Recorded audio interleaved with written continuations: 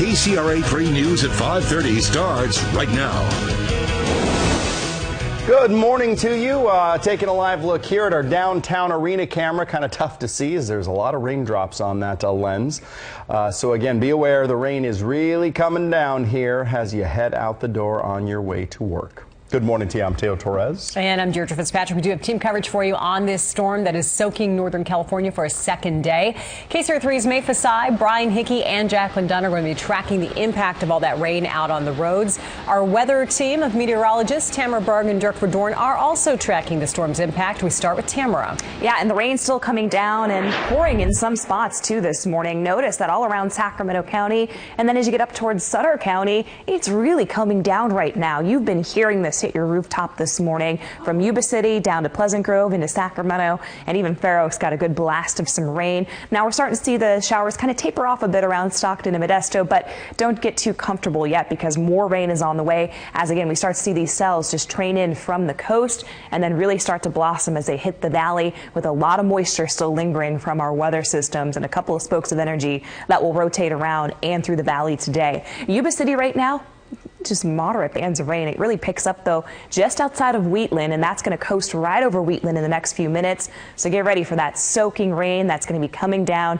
and pouring in the next few minutes. Also Lincoln and Roseville, Knights Landing and Woodland, you're in some good drenching rain. Now the rain does lighten up a little bit, but it's nice and steady in the foothills this morning, especially around Rancho Calaveras in towards Arnold area. Sonora getting a good soaking right now, as well as Coulterville and down towards Groveland. In the Sierra, though, most of this is actually falling as rain. We've seen a lot of rain in the overnight from Truckee into Tahoe City down towards the South Shore. Any of that snow that you're seeing on Doppler is mainly above 7,500 feet this morning. That's where it's sticking. For the valley today, we'll be in and out of rain showers, expecting some heavier rain with possibly some isolated thunderstorms this afternoon and more showers and gusty winds as well. We'll talk about that and the timing and how much more rain to expect in just a bit. Deirdre and Teo, back to you. All right, thank you so much. Well, we continue our rain coverage this morning with the impacts on the roads. And KCRA 3's May Fasai is joining us now live. She's overlooking I-5 as it goes through downtown. May?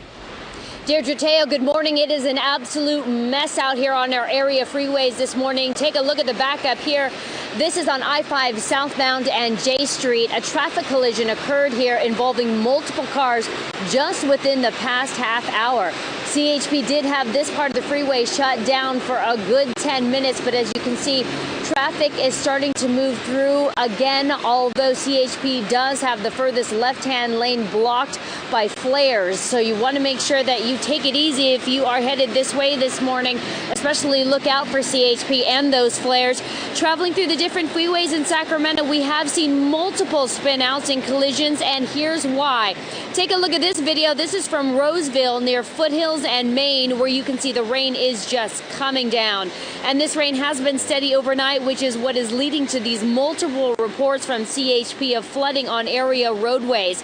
Just one of many collisions reported this morning. This crash took place at about 4 on I-80 at Greenback. One car involved in this accident. Seems like the driver was okay here.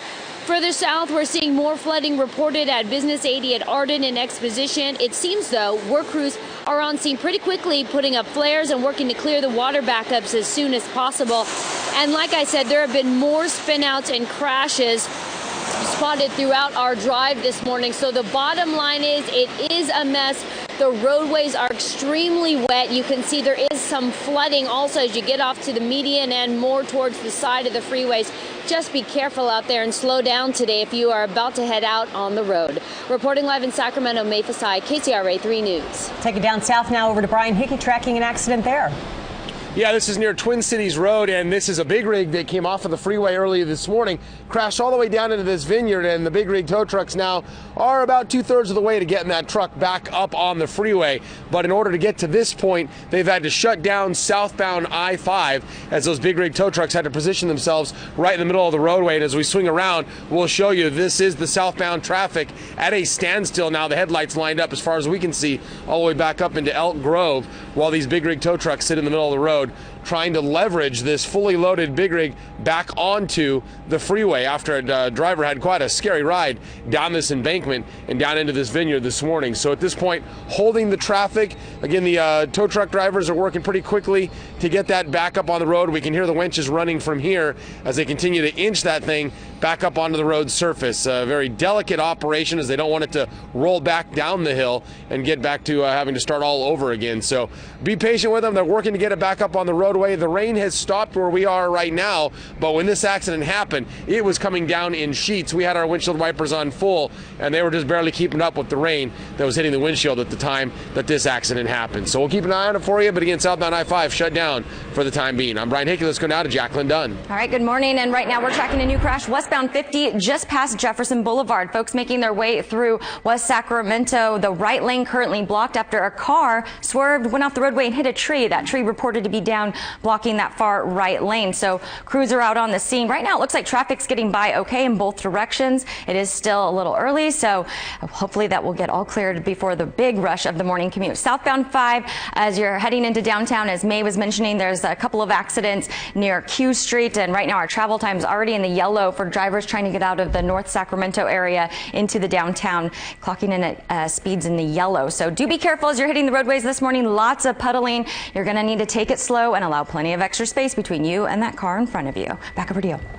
All right, thank you. It is 5:36 now. Possible U.S. history made in Yuba City as the city welcomed what's believed to be the first female of Sikh descent to become a city council member.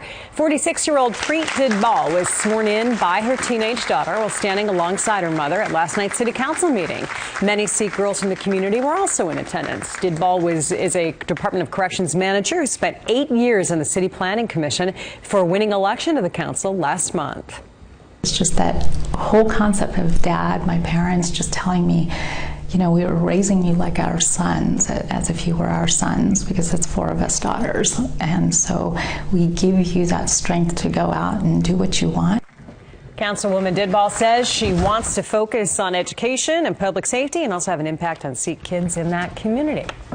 Airbag makers on the hot seat. This morning, Japanese company Takata will testify before a congressional panel on the recall that affects millions of vehicles. Aisha Diaz joining us now live in our Washington bureau. And Aisha, what are we expecting on Capitol Hill? Due this morning, lawmakers are hearing from Takata, automakers, and federal safety officials. Here's a big hole. At least 5 deaths worldwide are blamed on faulty Takata airbags that can explode, shooting out shrapnel.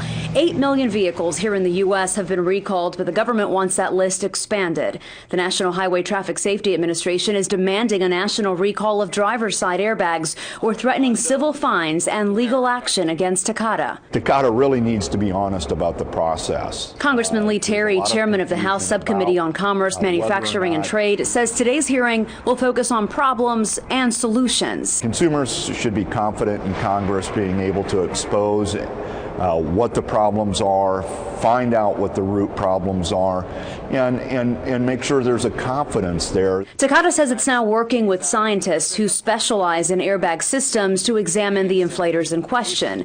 The company also says it has formed an independent panel to investigate the manufacturing process.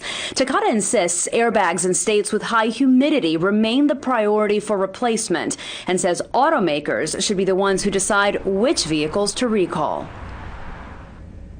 And at least 7 automakers are now teaming up to find the cause of the problem with these airbags. Live in Washington, Aisha Diaz, KCRA 3 News. All right, thank you, Aisha. Well, discussing pregnancy and the workplace. Today, the Supreme Court hears a controversial case about one woman's experience at UPS. Lisa Gonzalez joins us now with details this morning. Good morning. Yes, good morning to you. Yes, this morning the High Court is set to hear the case of Peggy Young versus UPS. It's a case that could have a big impact on working soon-to-be mothers. Young was a driver for the company and asked to be switched to an assignment that didn't involve heavy lifting when she became pregnant. UPS says Young didn't qualify for the transfer. She sued the company for discriminating against pregnant women. The case boils down to whether UPS violated the Pregnancy Discrimination Act through its policy of only providing temporary light-duty work to employees with disabilities or job-related injuries. Young argued UPS should have done the same for her. Young lost 2 rounds in lower courts, but the Supreme Court will hear her case today. As I said, UPS has since changed its policy and says it will start making that option available to pregnant employees next month, regardless of the court's decision. They say it's just their way of trying to attract the best people out there. Very interesting case. All right, thank you, Lisa. Well, less than a year now after approving an ordinance that allows individuals to grow their own marijuana, El Dorado County leaders are now pushing to repeal the law. KCRA3's Mike DeSalle is joining us now with the fiery debate from last night's county board meeting and also why the county leaders, Mike, are concerned about their own ordinance. Yeah, good morning, Deirdre. El Dorado County Supervisor Ron Briggs, the one that said that since this ordinance known as Ordinance 5000 went into effect, the county, in his words, has seen, quote, an astounding amount of illegal marijuana grows sprouting up throughout the county. So last night, before a packed house, the board began the process of trying to repeal that ordinance. The ordinance currently allows individuals to grow their own marijuana in limited amounts, indoors or outdoors. But county leaders now worry that has led to too many large-scale illegal grows. But advocates say better enforcement is really what's needed. The sheriff's statistics up there said that they are eradicating less than 1% of the total illegal gardens. How many less percent is it going to be if we now make all of these other patients here's gardens, they are now illegal? It makes no sense. Now, while this effort to repeal the ordinance continues and the debate surrounding it continues, the district attorney has said that unless there is evidence of sales going on, no one growing limited marijuana for personal use will be prosecuted in El Dorado County. All right, thank you, Mike. It is now 5:41, an ugly sweater without commitment. The service that will help you be the hit of your upcoming ugly holiday sweater party without having to own that ugly garment forever. And we're going to be taking a look at just how much rainfall we've been seeing in our area and compare that with just last month. We've only been 2 days into December. We'll take a look at that coming up.